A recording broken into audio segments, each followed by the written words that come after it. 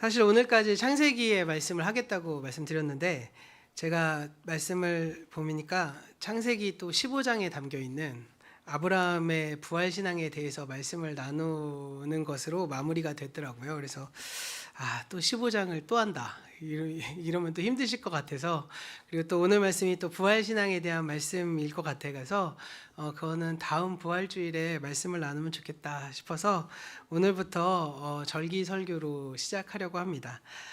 절기 설교를 앞으로 준비하면서 주님께서 부어주시는 놀라운 은혜를 잘 전할 수 있도록 중보해 주시고 많은 관심 부탁드립니다. 제가 설교를 할 때나 자주 성경 공부를 할 때 자주 드리는 말씀이 있는데요. 어떤 말씀이냐면, 항상 성경을 보실 때 이 성경의 앞뒤 문맥을 잘 파악하시면서 말씀을 이해하셔야 된다고 말씀을 드립니다.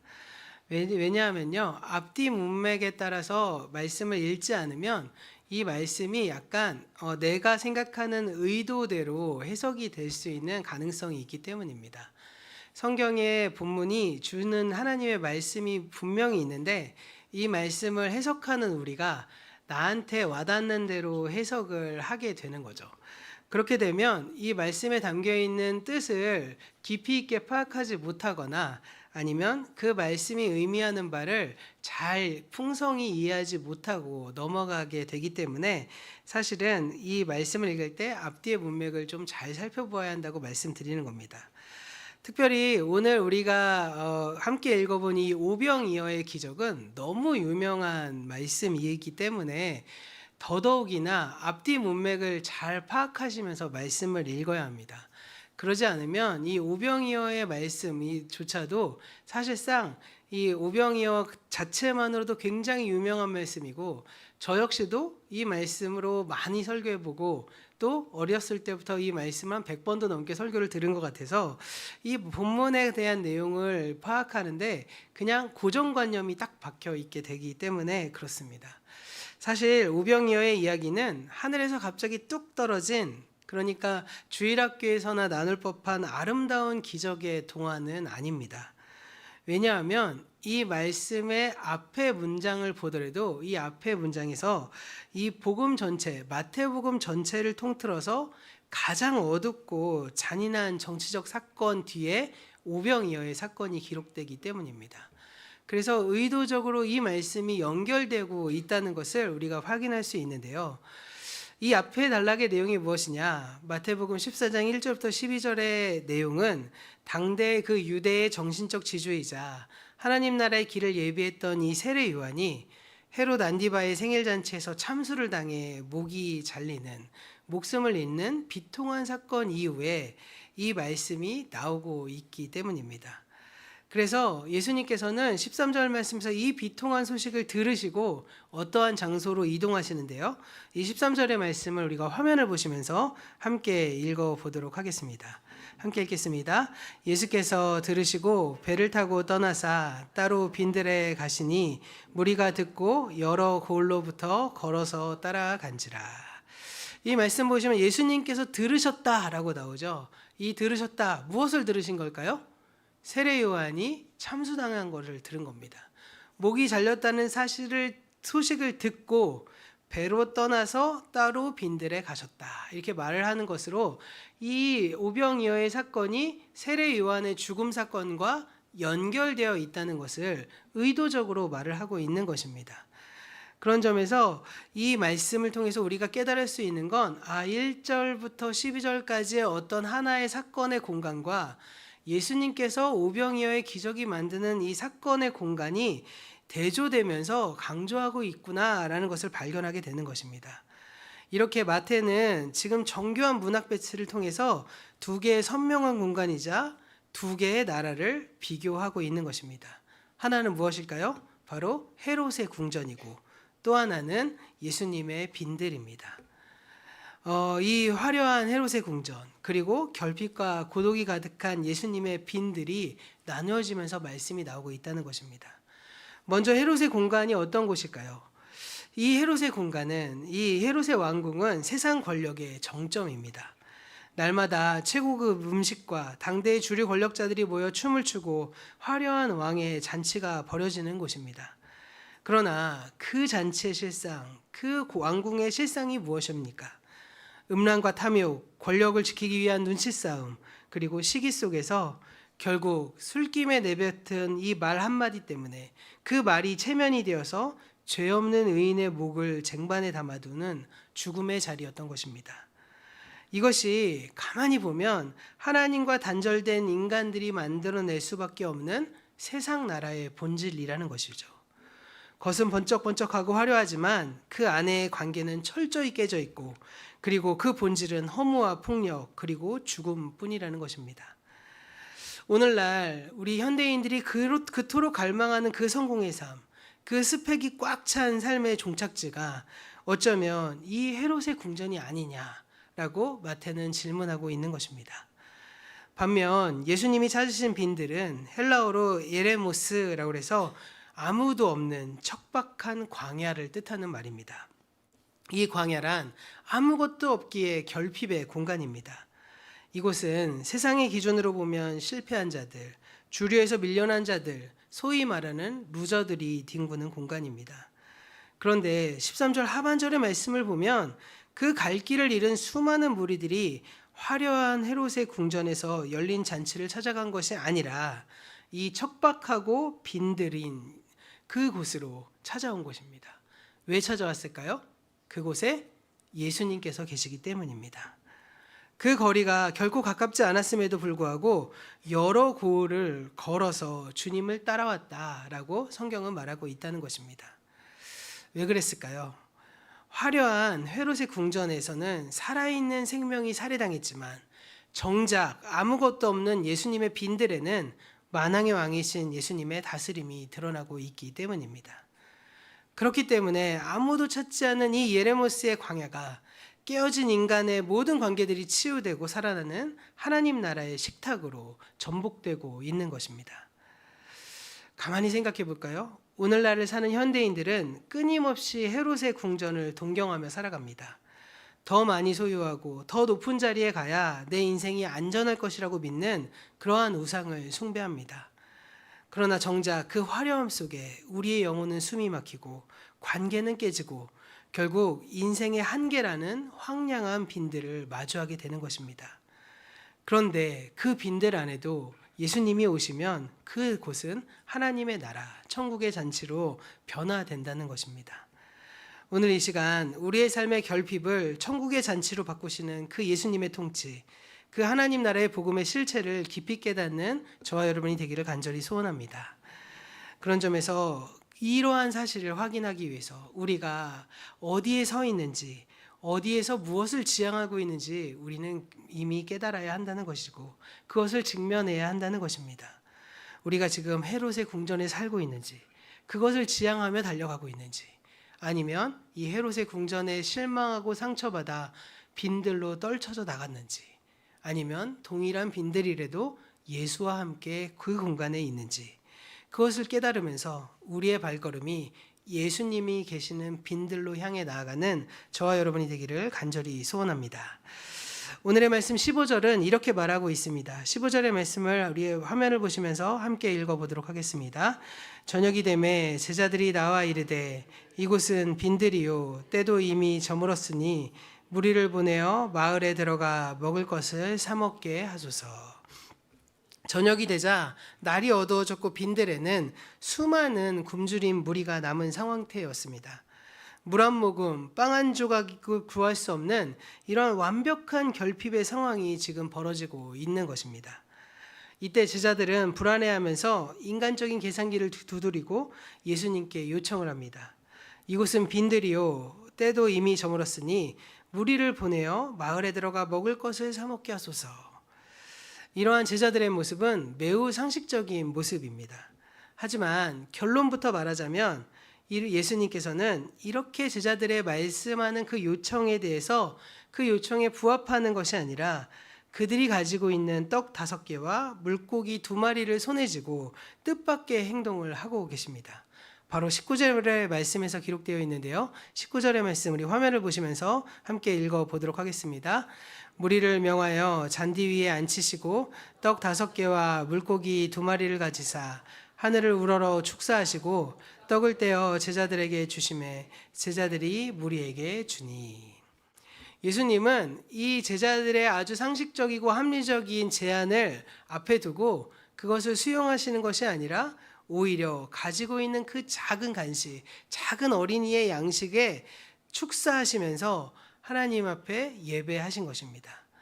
축사하다라는 말의 헬라어인 욜로게오라는 말은 하나님을 찬양하고 하나님께 감사의 기도를 올려드렸다는 뜻입니다.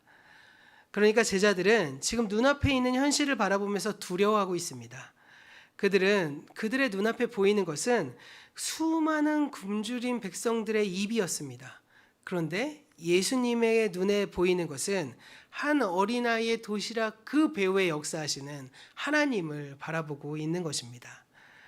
그들은 제자들은 도시락을 바라보고 이 도시락을 누구 입에 손을 대겠냐라고 하면서 수많은 그 굶주린 사람들의 입을 바라보고 있다면, 이 압도적인 결핍 앞에서 예수님은 그 자원의 부족함을 똑같이 바라보았지만 그것을 보고 한탄하시는 것이 아닌 시선을 들어 하나님 아버지를 바라보고 감사의 찬양을 올려드리고 있는 것입니다. 우리가 여기서 알 수 있는 아주 중요한 사실이 한 가지 있습니다. 하나님과의 관계가 끼어진 인간의 가장 본질적인 본성은 바로 내 손에 쥐어진 자원의 유무에 따라 내 인생의 가치와 안전이 결정된다고 믿는 것입니다. 내 지갑이 두둑하고 내 스펙이 화려하면 하나님이 없이도 살아갈 수 있는 것처럼 기고만장하다가 갑작스럽게 내 자원이 부족해지고 바닥나면 당장 내 인생이 끝난 것처럼 생각하는 그러한 모습을 우리는 가지고 있다는 것입니다. 그런데 바로 이러한 모습, 이러한 상태가 하나님과의 관계가 깨어진 그러한 사람들의 모습이라는 것이죠.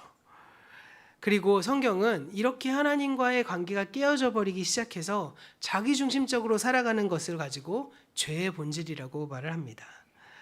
그러니까 하나님이 없이도 살아갈 수 있을 것처럼 살아가다가 하나님이 도와주시지 않으면 죽을 것처럼 생각하는 이 깨어진 상태가 바로 죄의 모습이고, 그 죄의 모습은 다른 말로 하면 자기중심성이라는 것입니다. 그래서 하나님 나라의 복음이 우리에게 임해져야지만 그러한 자기중심성에서 우리는 탈피할 수가 있는 것입니다. 하나님 나라의 복음이 우리 안에 임하기 시작하면 이러한 구조는 완전히 뒤집어집니다. 내 손에 든 떡 5개와 물고기 2마리, 이것이 중요한 것이 아니라 그 떡과 이 물고기를 존재하게 하시고 공급하게 하시는 만물의 주권자이신 하나님을 바라볼 수 있게 되는 것입니다. 이러한 모습은 과거 이스라엘 백성이 이집트의 노예 생활을 청산하고 광야라는 빈들에서 40년을 생활했을 때 하나님께서 하늘의 만나를 먹이시면서 계속적으로 훈련하시고 말씀하셨던 이유에 이 내용이 담겨져 있습니다. 바로 신명기 8장 3절은 우리에게 이렇게 말씀하시는데요. 이 8장 3절의 말씀 우리 화면을 보시면서 함께 읽어보시겠습니다. 너를 낮추시며 또 너로 알지 못하며 내 조상들도 알지 못하는 만나를 내게 먹이신 것은 사람이 떡으로만 사는 것이 아니요 여호와의 입에서 나오는 모든 말씀으로 사는 줄을 내가 알게 하려 하심이니라. 아멘. 이스라엘의 40년의 광야 생활의 기록을 보면 그들은 하나님이 멈추라면 멈추고 하나님이 움직이라면 움직이고 하늘에 만나가 떨어지면 밥을 먹고 하나님의 뜻 안에서 살아가고 잠자고 행동하는 모든 것들이 결정되었습니다. 이것의 그 중심 내용이 무엇입니까? 우리의 생존이 철저히 그분께 달려 있다는 것입니다.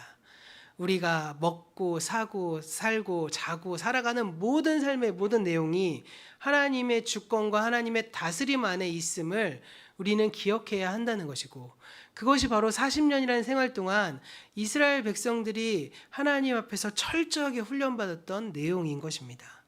그런 점에서 우리가 나의 중심성을 벗어나서 하나님의 중심을 두고 하나님의 뜻 안에서 온전히 한 걸음 한 걸음 살아갈 때 우리 안에 놓여있는 이 부족한 자원은 부족한 자원으로 끝나는 것이 아니라 그것을 공급하신 하나님을 바라보는 통로가 된다는 것입니다. 그러기 위해서 하나님께서 때때로 우리를 이렇게 기가 막힌 하나님의 은혜를 경험하기 위해 때때로 빈들에, 척박한 빈들에 우리를 두실 때가 있다는 것입니다. 내 뜻대로 재정이 풀리지 않고 내 계획대로 자원이 공급되지 않는 결핍을 허락하신 이유, 이것이 무엇입니까? 내 힘으로 생존하려던 그 지독한 자기중심성과 교만을 꺾으시고 진정한 공급자이신 하나님 한 분을 온전히 신뢰하는 하나님과의 관계를 회복하시기 위함이라는 것입니다. 떡이 없으면 죽는 줄 알았던 인생들에게 하나님의 말씀이 있다면 그 빈들에서도 살 수 있다는 천국 복음의 비밀을 깨닫게 하시기 위해 이스라엘 백성들을 40년 동안 광야 생활을 하셨고 오늘 헤롯의 궁전이 아닌 빈들에서 오병이어의 기적을 행하시는 것입니다. 내 삶이 광야와 같을 때 눈앞에 있는 자원을 계산하면서 절망하지 말고 고개를 들어 하나님을 대면하는 저와 여러분이 되기를 간절히 축원합니다. 하나님과의 관계가 올바르게 교정됐을 때 그 빈들에서 비로소 천국의 풍요가 시작된다는 것을 우리는 믿어야 한다는 것입니다. 이러한 결핍의 현장에서 제자들은 예수님을 향해 우리가 방금 읽었던 15절 말씀에서 이렇게 말했습니다. 이곳은 빈들이고 때도 이미 저물었으니 무리를 마을로 보내서 각자 사 먹게 합시다. 아주 지혜 있고 합리적이며 세련된 대안처럼 보입니다. 그러나 이 대안, 이 고백 안에는 그 본질이 드러나는데 바로 무엇입니까? 냉소적인 회피인 것입니다. 결국 제자들에게는 우리에게는 오직 이것밖에 없습니다. 이것을 우리 12명, 예수님까지 13명이 나눠 먹어도 부족합니다. 이 사람들 다 보내서 밥을 해결하게 하고 다시 오게 하든지 그냥 보내든지 하십시오.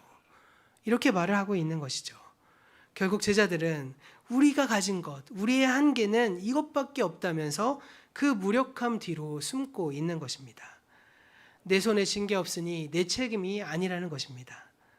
사실 우리의 모습도 별반 다르지 않지 않습니까? 내 한계를 만나고 내 무능력함을 직면하면 아유 내가 뭘 할 수 있겠어. 세상이 이런 걸 어떻게 하라고 라고 하면서 차가운 냉소주의나 깊은 무력감에 빠지게 됩니다. 왜 그랬을까요? 왜 우리가 그런 생각에 사로잡힐까요? 세상 나라가 우리에게 심어놓은 소유와 능력에 따른 이 가치의 평가가 내 기준이 되고 그러한 기준이 우리의 속을 오염시켜 놓기 때문입니다. 사실 우리가 복음으로 살아낼 수 없는 이유는 우리가 가지고 있는 이 복음의 능력이 세상 속에 드러나지 않기 때문이죠. 드러나지 않는 이유는 무엇입니까? 복음의 능력이 실제가 되는 삶을 살아내지 못하기 때문입니다. 복음의 능력이 실제가 되지 못한 이유는 무엇입니까? 세상이 우리를 복음의 능력보다 더 강하게 사로잡고 있다고 여기고 있고 그것을 믿고 있기 때문 아니겠습니까?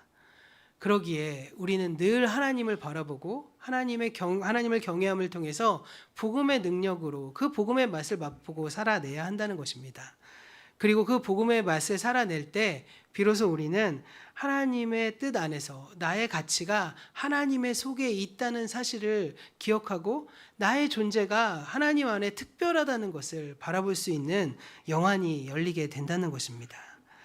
사실 세상 사람들은 내 능력이 곧 내 존재의 가치라고 믿기 때문에 내 능력이 바닥날 때 자신 간의 관계조차도 깨어지고 그리고 자학하거나 포기하게 되는 것입니다.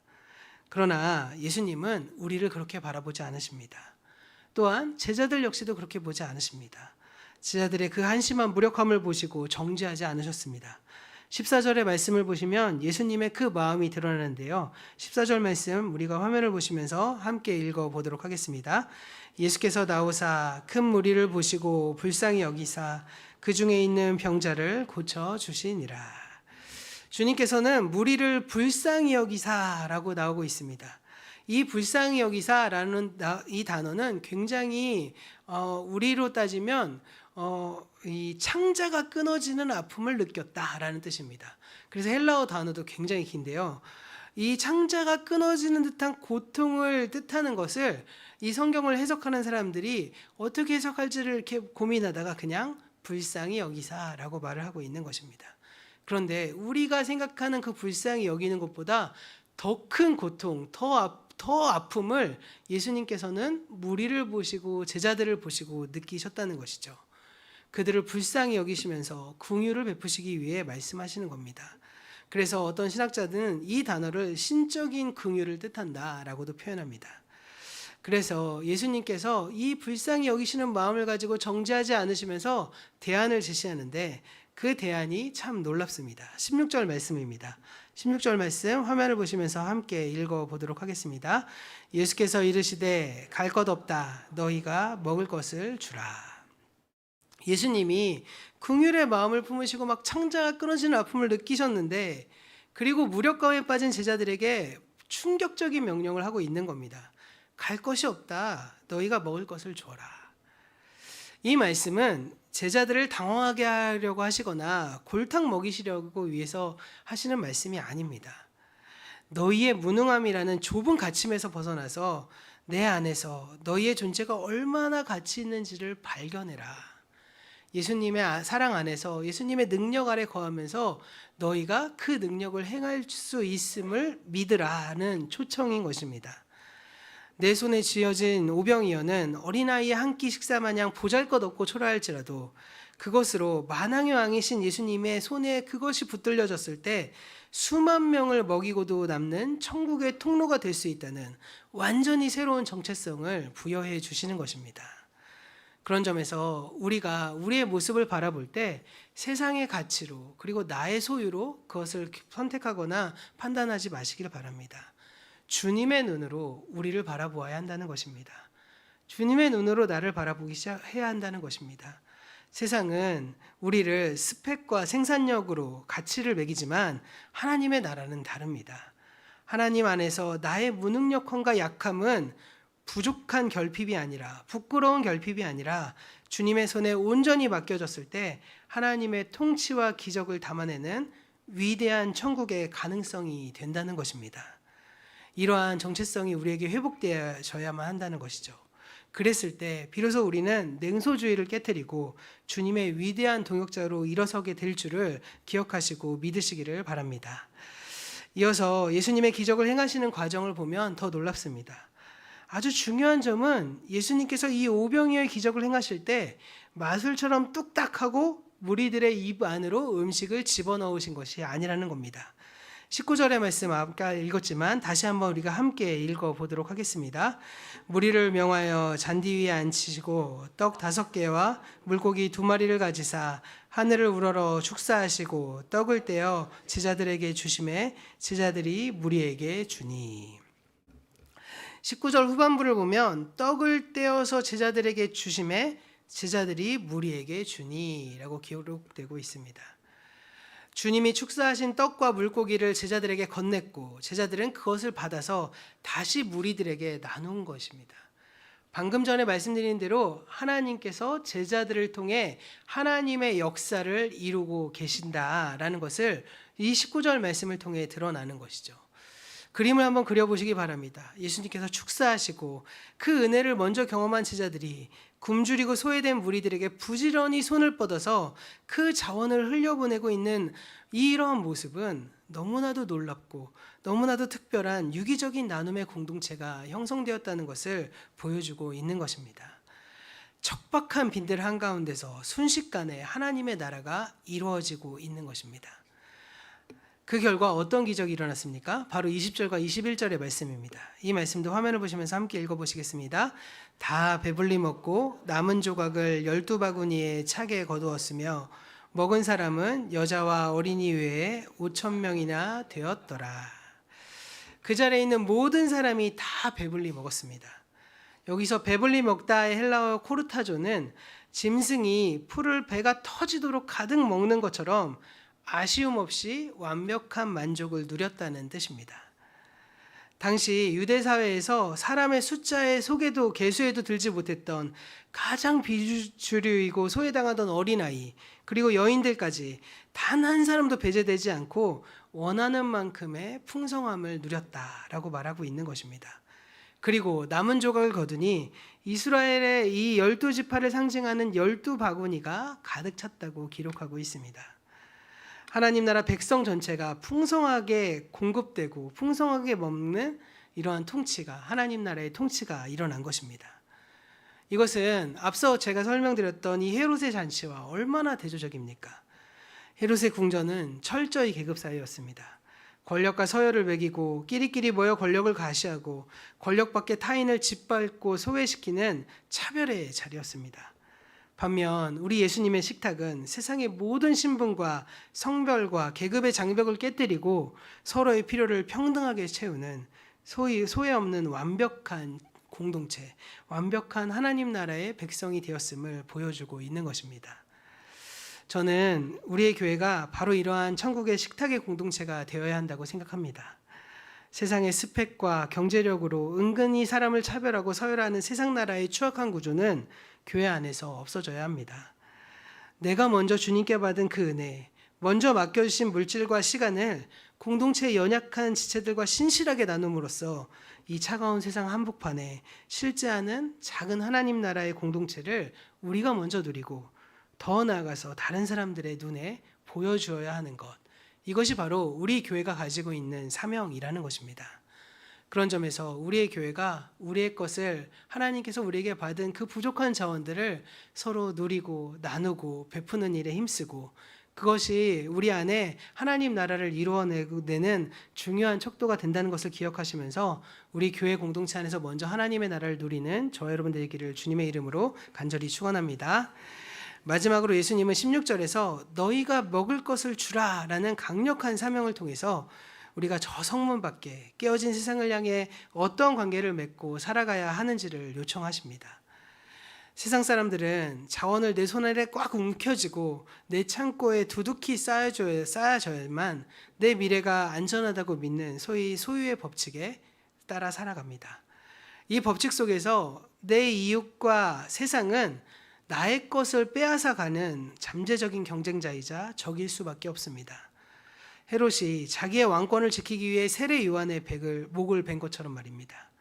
그러나 하나님 나라의 복음을 통과한 백성들은 세상을 전혀 다르게 바라볼 수 있습니다. 세상은 우리가 정복하거나 그리고 멸시할 대상이 아니라 내 생존을 향해 위해 두려워할 대상도 아니라는 겁니다. 세상은 우리가 교회 안에서 공급받은 이 천국의 자원들과 생명의 복음을 가지고 나아가서 굶주린 영혼을 먹이고 치유하고 살려내야 할 사명의 대상이 된다는 것입니다. 예수님께서 산상수훈에서 선포하셨던 이 마태복음 5장 14절과 16절의 말씀이 바로 우리의 삶의 최종 종착지라고 할 수 있겠습니다. 14절과 16절의 말씀 우리 화면을 보시면서 함께 읽어보도록 하겠습니다. 세상의 빛이라 산 위에 있는 동네가 숨기지 못할 것이요 이같이 너희 빛이 사람 앞에 비치게 하여 그들로 너희의 착한 행실을 보고 하늘에 계신 너희 아버지께 영광을 돌리게 하라. 아멘. 제자들이 자기를 위해 움켜쥘 수 있었던 그 오병이어를 기꺼이 포기하고 세상의 굶주린 무리를 위해 부지런히 나누고 베풀 때 이 어두운 광야 전체가 살아나고 천국비의 빛이 온 누리에 밝혀지는 놀라운 하나님의 나라가 임한 것입니다. 우리가 매 주일마다 교회 공동체에 모여서 예배를 드리고 그 은혜를 배불리 먹었다면 이제 내일부터 시작되는 이 월요일부터 시작되는 우리의 진정한 발걸음은 교회와 일터 그리고 소외된 이웃이라는 세상의 빈들로 향해 나아가는 것, 이것이 바로 우리의 사명이 되어야 한다는 것입니다. 그러기 위해서 오늘 이 자리에 많은 은혜를 받으시고 그리고 교회 와서 서로 천국 백성이 되는 것을 확인하시고 더 나아가서 하나님 나라의 백성으로서 용기를 가지고 세상 속으로 나아가시는 저와 여러분 되기를 간절히 소원합니다. 오늘의 말씀을 마무리하면서 이 시간 도전하도록 하겠습니다.